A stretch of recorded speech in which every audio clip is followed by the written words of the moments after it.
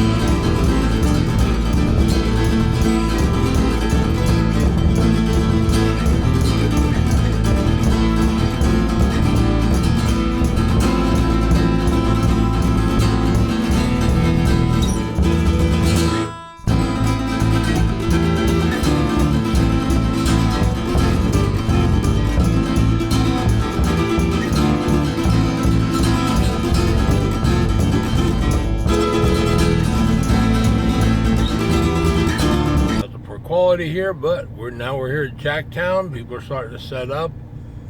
Still a little too dark for me to be walking around with the camera, so I'm going to go out, do some picking, and then we'll get some shots of the field area. Of course, here we got the very famous Jacktown Bonfire. They do this every year at this event.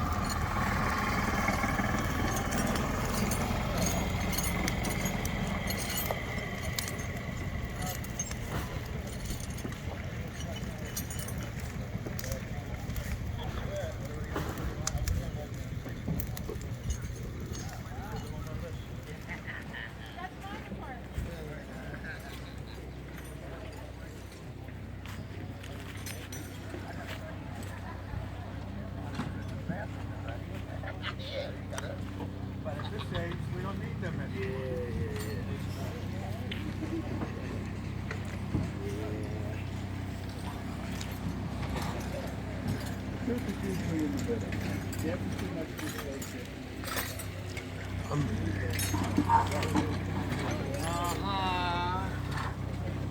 Did I see you Cabin Fever? What's that? At Cabin Fever? This is Cabin Fever. Did I see you there? Yeah. What? I guess. You had a kilt on, didn't you? No.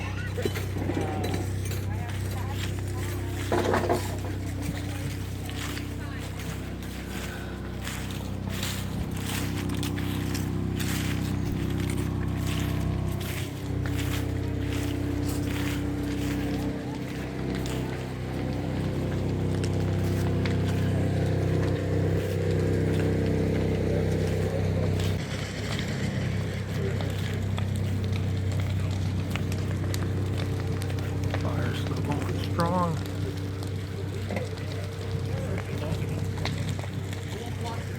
Yeah, it's got really, it's got really different, yeah, so many collections. I think we'll go a long way before you find one. Yeah.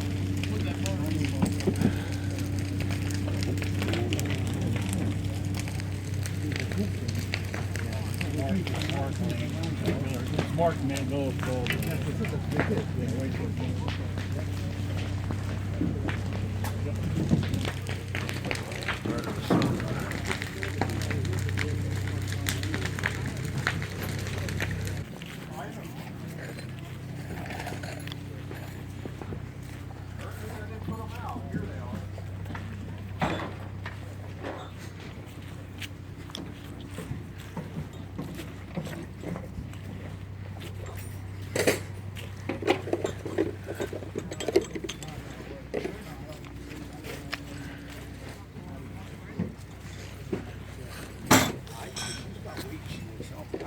she's doing it. Maybe she's not getting married. Maybe she's doing something. Her house is clean. She looks good and stuff. You get kind of feel free about it.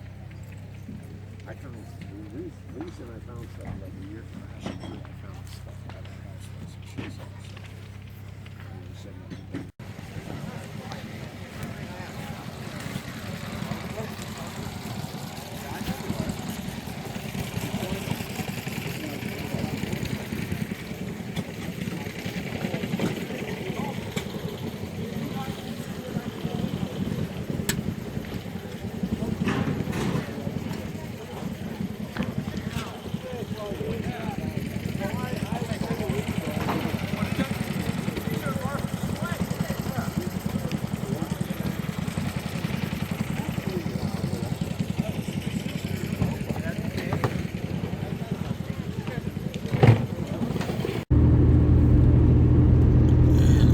Salisbury, home to the Blue Ridge Flea Market, which will be opening a little over 2 months.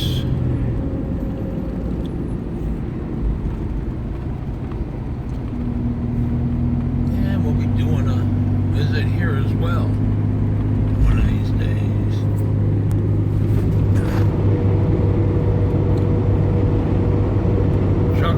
Out on good old Route 248. I spoke too soon about the snow because we are getting some flurries, but shouldn't amount to anything. Oh, it's about a 45-mile ride back to the shop from Jacktown. It takes about an hour and 15 minutes or so, depending on traffic. But from here, I still got about 35-40 minutes yet, depending on if the cops are out or not. Well, I'm back here at the shop, so let's take a quick look and see what I got. Well, I'm back here at the shop, so let's take a quick look and see what I got.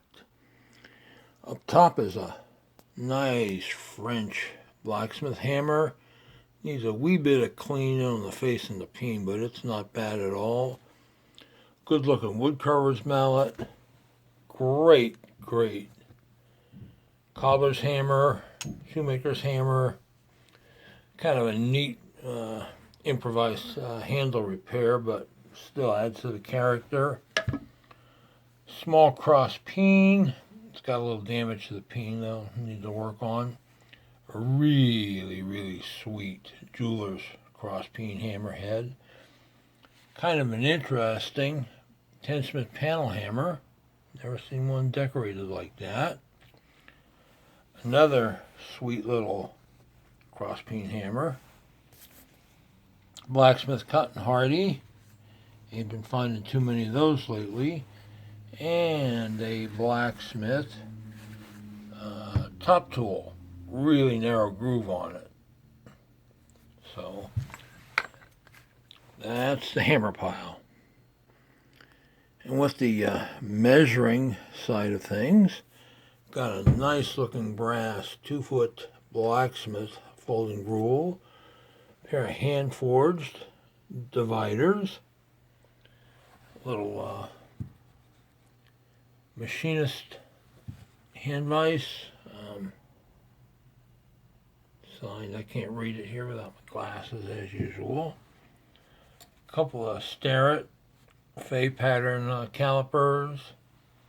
This one's a Fox or Forest toolmaker's caliper.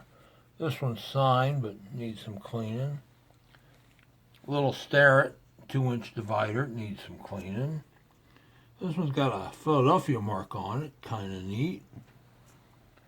Starrett 600 9-inch rule, definitely needs some cleaning. A metric depth gauge, vernier depth gauge, pretty good shape. And 3 Union calipers, various shapes and sizes. And here we have some more specialized trade tools. Pair of barking spuds with the original handles. Cooper's Crows, user made. The one wedge there is a replacement, but Looks to be a pretty solid piece. Does have the blade. An old hand-forged Cooper's adze. That should clean up okay. This is kind of neat. It's a Tweako or something like that brass forming die or something. What do they call it? Set block. Brass set block. It's pretty cool. A big Horth patent plier wrench. And a couple that missed when I was pulling out the machinist tools. A little outside caliper. That's an older one. And kind of a cute little machinist parallel clamp. And last up are the Woodworking Tools.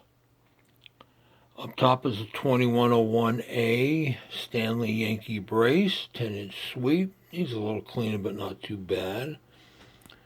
7-inch draw knife.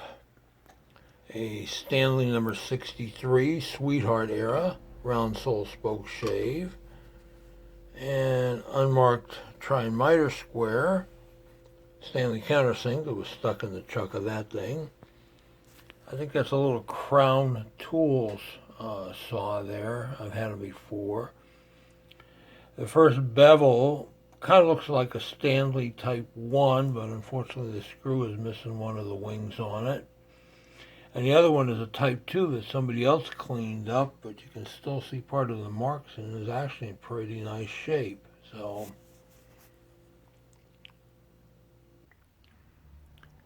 and that's it for this segment, folks. 2 hours and 15 minutes of driving, 2 hours and 45 minutes of walking around, and, well, it was a pretty productive day so far. So, we'll see how this stuff all cleans up. And, as always, thanks for watching, and please hit the subscribe button if you'd like to be notified when new videos are posted. Bye.